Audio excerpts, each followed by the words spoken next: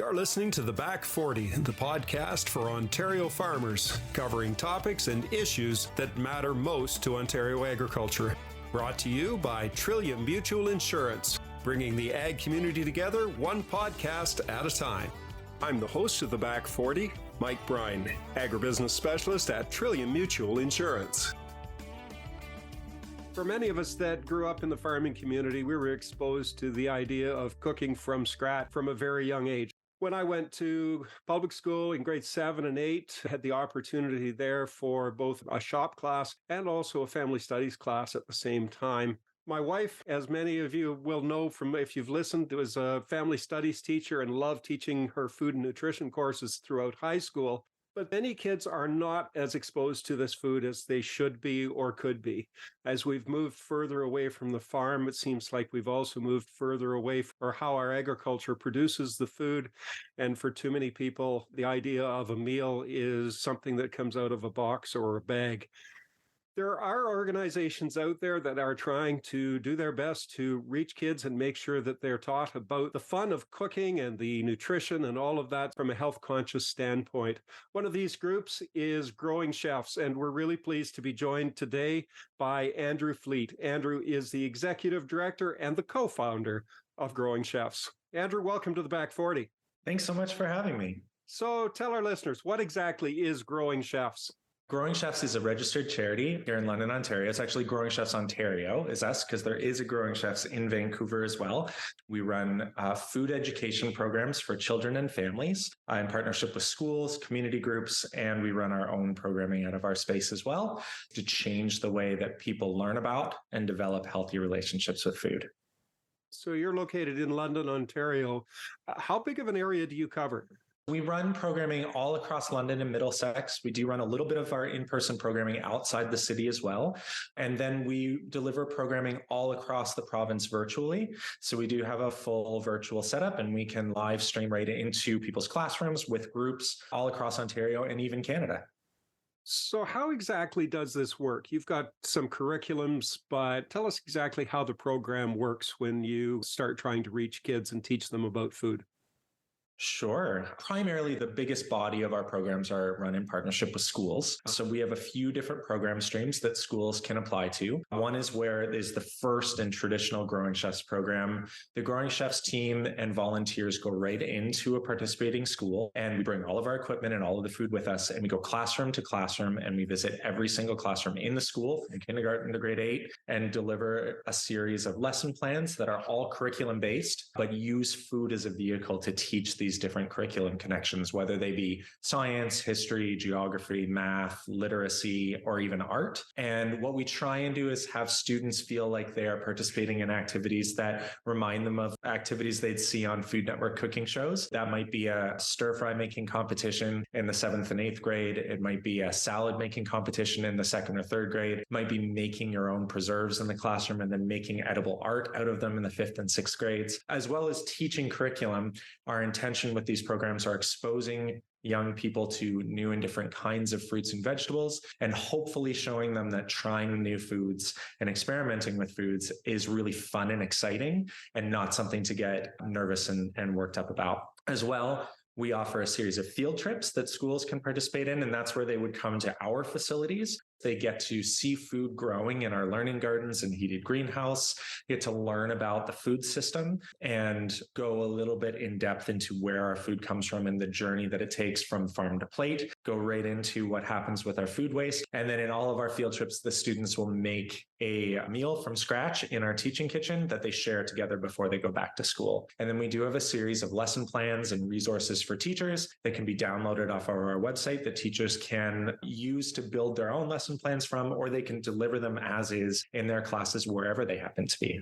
So that's a lot to unpack there. And I want to start with your trips into the classroom. You said you bring everything with you. I know that one of the biggest challenges would be that a lot of the family studies rooms that contain the cooking labs have been removed from the schools. They're very expensive programs to run and boards have chosen to use the money elsewhere. So how do you overcome that? The inspiration for it comes from the fact that most of us who work at Growing Chefs Ontario, most people that work at Growing Chefs BC, started out in the restaurant industry. I remember going to at one point I worked for a company that did a lot of catering, and I'll never forget showing up to cater a wedding on a farm. It was an absolutely beautiful location out in BC, but we showed up there about 3 hours before dinner was to be served, and we pulled the van up and opened the doors and turned around and said, "Where will we be cooking? Where's your kitchen area?" And they said, "Oh, well, there's a hose right there, just set up some tables and good luck." And that's it. You make it work. And 3 hours later in that situation, there we were serving dinner to 300 guests. I go to the work that we do by bringing all of our equipment into the school, where we go class by class, as significantly easier than what we did on that farm that day. We have some amazing professional chefs. They are accustomed to preparing food in and out of a variety of ideal and non-ideal locations all over the place. They know how to make any location safe to prepare food in. And our hope is that by demonstrating this model and developing all of the processes and procedures that we have, it is possible to deliver cooking programs without a state-of-the-art facility, which I think is something really important to consider these days as we're trying to figure out how to bring more food education back into the classroom, while at the same time, it's pretty apparent we don't have millions of dollars of investment to build these facilities. So you talked a little bit there about the health unit. I know from the farming community here that over the past 10 years in particular, that we've seen more and more regulations come in from the health units when we start talking about doing community dinners and catering and that sort of thing there. How do you get buy-in from your local health unit in order to be able to do what you do?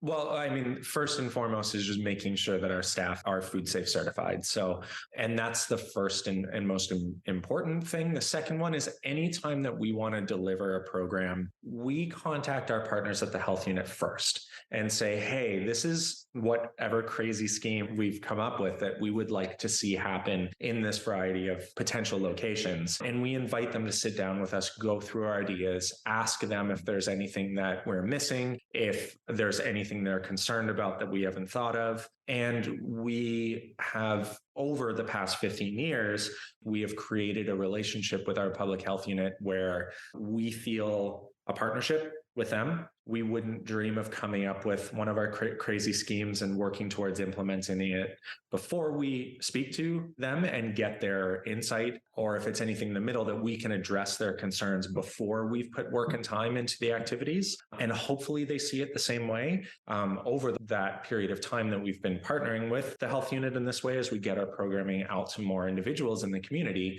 the feedback that we receive from them has changed from "here's what we're concerned about" to "let's talk about how we can make this happen." For anyone looking to do something a little bit outside of the box with food preparation or delivery, anywhere, that's my recommendation, is to reach out to public health before you have everything too scripted or laid out, and ask for their insight and try and view it as a partnership, as opposed to taking the onus on of trying to make sure you're meeting all the regulations before you approach them. Relationships and building that trust factor there allows you to do what you do. Exactly. And I think you said it, I don't think I used that word and wish I had, but building a relationship that's based on trust, I think, is the key there. What's the reaction like for the kids when you bring basically a kitchen into their classroom?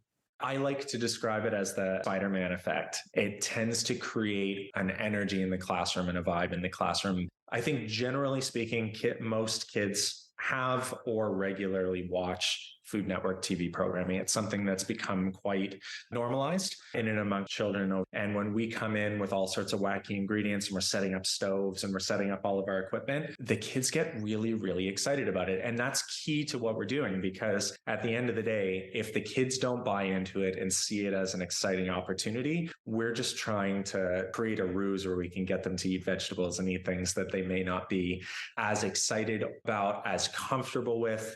Trying new foods creates a lot of anxiety in children a lot of the time, and helping kids come out of their comfort zones and challenge themselves in terms of that sensory experience that you have when you put something you haven't tasted before in your mouth. It has to be framed in an exciting and fun way. So at the end of the day, everything that we do, we have to set up so hopefully the kids go, "Man, I really want to participate in that activity, and I want to participate more than I don't want to eat the thing at the end of it." And that's the whole trick with the way that we approach everything. We spend a lot of time really playing with the specific wording that our team uses when they introduce activities. When we talk about how you use mathematics in the kitchen when you're cooking, we try and help them to see, like, this is the way you're actually going to use these mathematical concepts you're learning in the classroom in your daily life. So if you've ever sat there doing math problem after math problem and page after page of homework that I know my kids still bring home these days, we come in and go, you know how as you're on, question 13, you're going, am I ever going to use this? This is how you're going to use some of this. And if you cook food, prepare food, you're going to be using those math skills each and every time that you do. And we're going to help you understand what that looks like and what that feels like. So from a philosophical standpoint here, why bother teaching kids anything about food? We've reached a point in society now where you can literally go into the store and you can grab a box and it's got everything you need in there for supper. Maybe not healthy depending on your choices, but you don't have to learn how to cook. Why is it so important that we teach kids how to start from base ingredients and make a tasty meal out of it? That is such a good question. I'm going to do my best to not go all over the place with my answer. But to start, food is the cornerstone of how human beings began creating communities and settling in one place and building homes. This whole concept of let's settle here and build a home and build a community was only possible after we figured out how to preserve foods and store foods and ensure that we would be able to feed each other in that community year round. Without a functioning food system, our communities fall apart pretty quickly. So it's a little bit upsetting and disturbing that it's not something that we value at that level. And secondly, if you ask anybody that studies food systems and really understands everything that goes into producing enough food and moving it around the globe to ensure that human beings, wherever they live on the planet, have access to enough food to sustain themselves, it's really complicated and it's really amazing. In fact, you could make an argument that our modern global food system might be the single biggest achievement of human evolution, because I would agree to that. Like, I think that you've hit the nail right on the head on a lot of this. The fact that we're able to be productive with a very few people allows many of the rest of us to go and do something different because somebody else is going to grow the food for us. Absolutely. And to just add a little asterisk in there, I am not saying our food system is perfect. We have massive inequities in our food system in general, the way we produce it, move it around the globe, package it, process it, and dispose of it.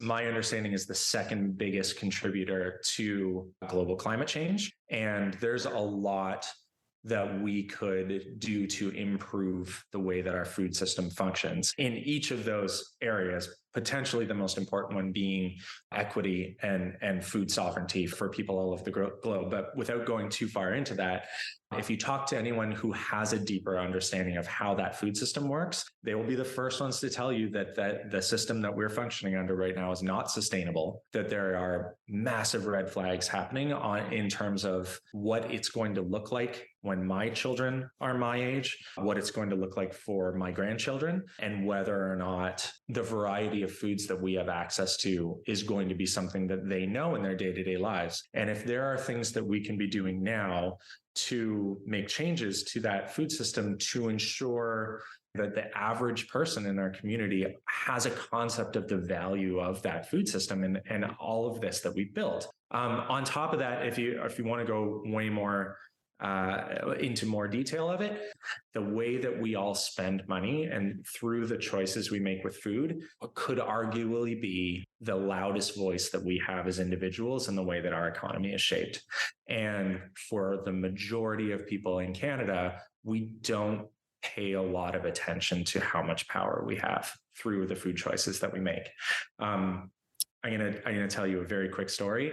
Whether you go extremely far left on the political spectrum or really far right on the political spectrum, you will find a commonality these days when you hear people talk in those kind of fringes, where there's a lot of talk about they are controlling us in one way, shape, or form. Depending where you're going and who you're talking to, that they is very different. What I will say in response to that is the one they I wish we would hear people, not just on the fringes, talk about is the fact that there are a lot of people paying very, very close attention to how we spend money. When you scan your card And I'm going to use that the grocery store as an example, because the entire concept of the modern superstore, grocery store, is based on the fact that when any of us walk into it, they are trying to anticipate anything and everything we might want. Is your organization in need of funding for a capital project? Trillium Mutual's Roots Community Fund provides funding towards projects such as renovations, expansions, and equipment purchases that support rural Ontario. Roots helps ensure that these organizations will remain a crucial part of the local community. To learn more about Roots, including how to apply, visit our website at trilliummutual.com and click Community at the top of the page.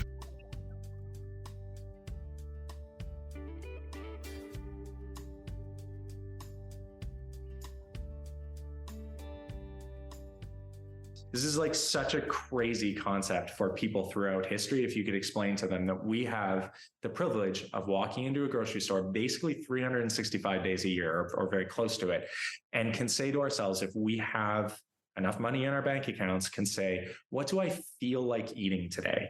And it doesn't matter if you're like, I want mangoes and cucumbers. It doesn't matter if you're like, I want a box of this or a package of Oreos or, the nicest steak that you can buy. It's there. It's all in that store. You just have to go pick it out and pay for it.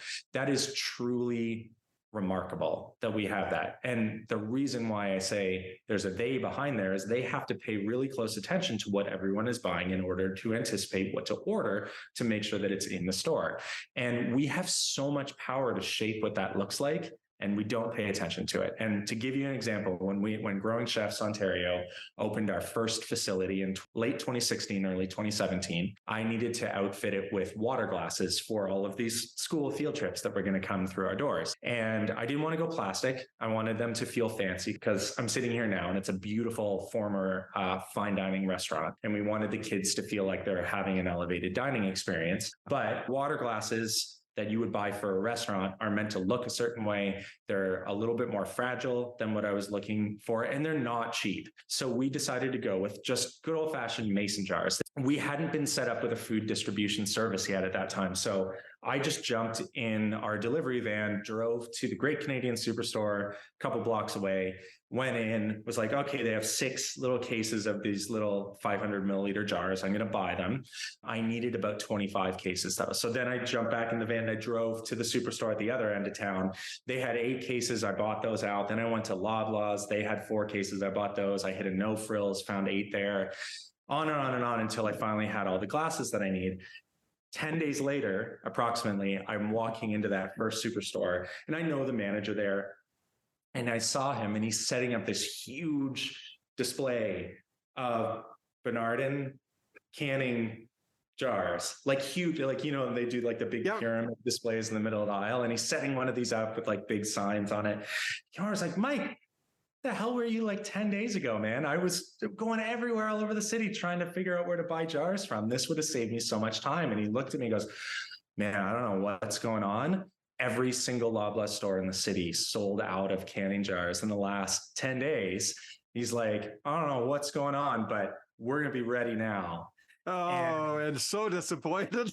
Yeah, totally. Right. 2 weeks later, as they're putting 95% of that display back on the truck to ship back to the supplier, I walked away going, that's how much our system can be manipulated by our buying power. Imagine what would happen if we could convince, like single-handedly, I screwed up the ordering process for an entire chain of grocery stores in the city by buying 25 boxes of canning jars. Imagine what we could do if we could convince a section of our population to go, you know what? When I go out to buy apples this fall, I want to make sure that I'm supporting Ontario growers, even if it means I have to spend an extra 19 cents a pound. And I checked that number before we did this podcast today. 19 cents a pound is the difference between the bag of Chilean apples and the bag of Ontario grown apples in the grocery store as of last weekend. We could really, really quickly change the priority of how the stores that we shop at source their produce or source their product that they're selling to people. If every household in Ontario shifted $10 of their food budget every single week from buying just any old product to buying Ontario grown product, we would keep over $10 billion circulating in the Ontario economy every year, which would actually grow to more like $16 billion through that circulation and create over 10,000 new jobs. Imagine what we could do if we started intentionally prioritizing things like that in the way that we purchase food. We could seriously manipulate the recovery of our economy by doing something that we're already doing, just setting intention behind it. That's one. Two, the Conference Board of Canada says that one of the biggest things that any single individual can do in terms of lowering their environmental footprint as a Canadian is be intentional about the where and how we source our food from. There's so many examples to it. So environmentally, economy, and then the third one I'll say is health. Ontario is spending almost $5 billion a year in healthcare costs, treating the symptoms of people's dietary choices. That's direct costs. If you asked me to give that answer again in a shorter way, I'd say you need to teach people about food for how it impacts the economy, the environment, and our own individual health of our communities. So some of that's pretty obvious as to how the program would bring that back in, and the understanding of what constitutes a healthy meal, which I think for many people has kind of been lost, and the idea of fruits and vegetables and the local. But how do you bring some of that back in, like the idea of the power that consumers have for buying? How do you bring that back into the classroom to get kids to understand what their impact could potentially be? So we do that in a few different ways, but again, it's all through finding curriculum connections where you can explore these ideas, but using food as the vehicle to do the exploring. So kids already learn about how systems work, how our economy works, ecosystems work as an example. So when you isolate what grades, kids are already learning lessons around economies and like the flow of money through our systems. That's where we would identify those units. We communicate with teachers ahead of time and say, when we're coming into your classroom, this is the unit or the area of the curriculum our activity is going to focus on. And then we provide the lesson plan that we're going to deliver. And then all of the Growing Chefs lesson plans, whether they're ones you download from our website to use on your own, or whether they're the lesson plans that accompany our field trips or our in-class lessons, come with curriculum connections, come with ways for teachers to be able to evaluate their students' performance within our programs, and comes with extension and integration activities. So just ideas that teachers can take when they see the excitement that we generate in their class around our food-based activities, that they can continue to run with and do further lessons. So we've just come through 2.5 years of pandemic. A lot of times the kids weren't in the classroom, and even if they were, certainly nobody from the outside was welcome to come in there. How did that change how you deliver your program? So two answers. The first is that we were lucky enough to get the support of some of our donors to be able to expand our virtual setup. We were able to purchase the equipment to be able to have face on camera, but also overhead camera, so we can have chefs demonstrating cooking techniques.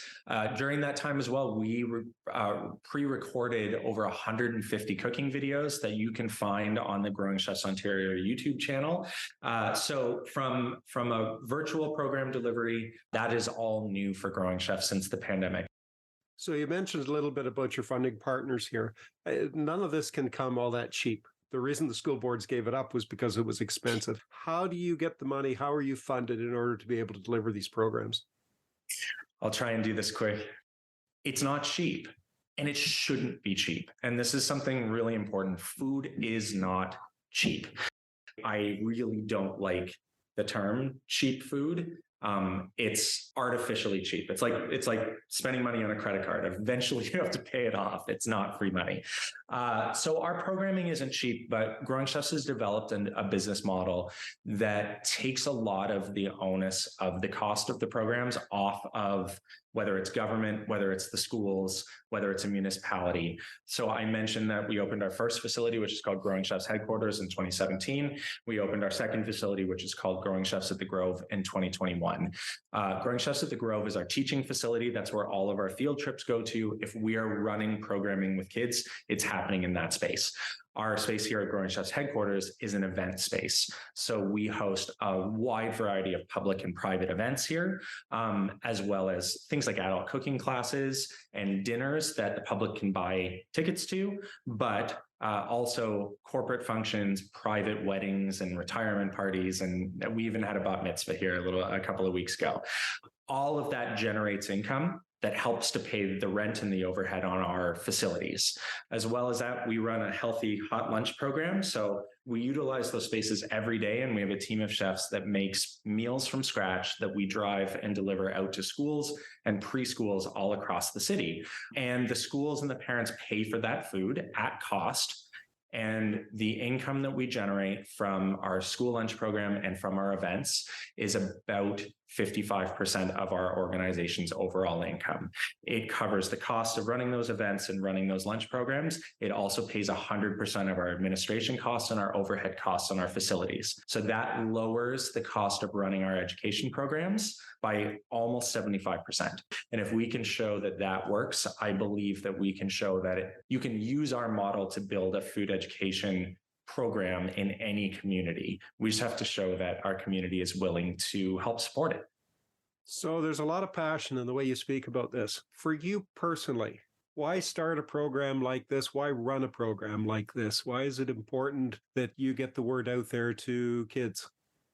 For me personally, I'm going to answer that in two ways. I have always seen community issues and community problems as an opportunity for outside of the box problem solving and creative thinking. I love trying to come up with an alternative solution to a problem that exists. And I was pretty surprised when I found out that the majority of the reason that there wasn't established an effective food education happening in Canada was because of the cost of it.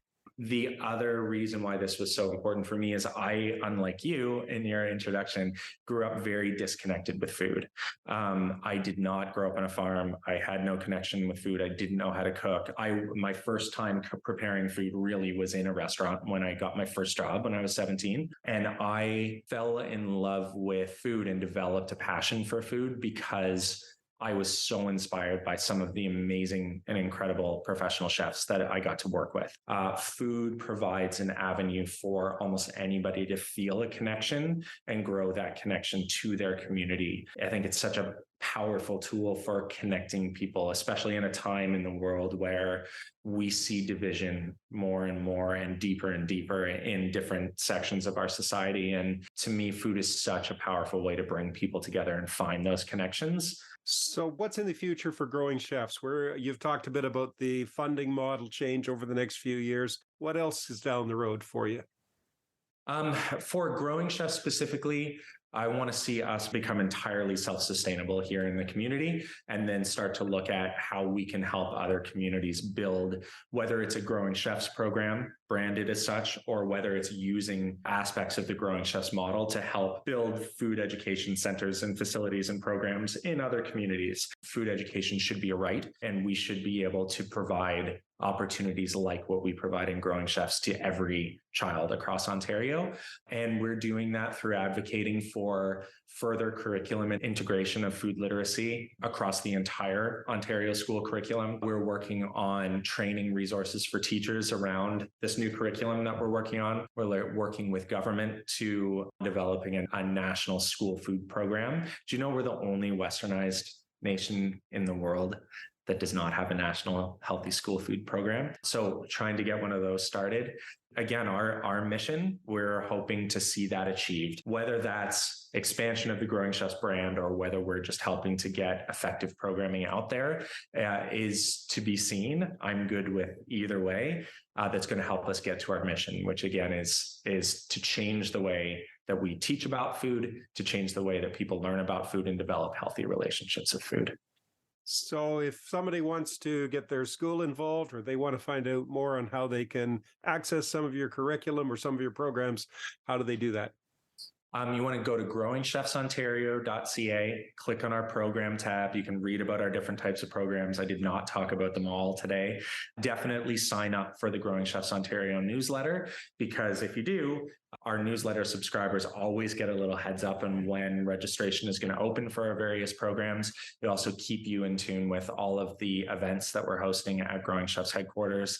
And we're constantly scheming up new fun projects, and that's where you find out about them first. But the answer predominantly is growingchefsontario.ca, and you can follow us on Facebook and on Instagram, and for at least a little while longer on Twitter as well.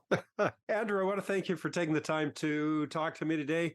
We've been talking with Andrew Fleet, the Executive Director and co-founder of Growing Chefs Ontario. Thanks so much, Mike. There's nothing like an ice cream cone or a bowl of ice cream on a hot summer's day, but did you ever wonder how people learn to make such a wonderful dessert treat? Join us next time as we talk with Doug Goff from the University of Guelph about the ice cream technology course offered by the Ontario Agricultural College. That's next time on The Back 40. You've been listening to The Back 40, brought to you by Trillium Mutual Insurance. Be sure to subscribe to The Back 40 wherever you find your favorite podcasts so that you don't miss an episode. The Back 40, bringing the ag community together one podcast at a time. I'm Mike Brine. Until next time, take care and stay safe.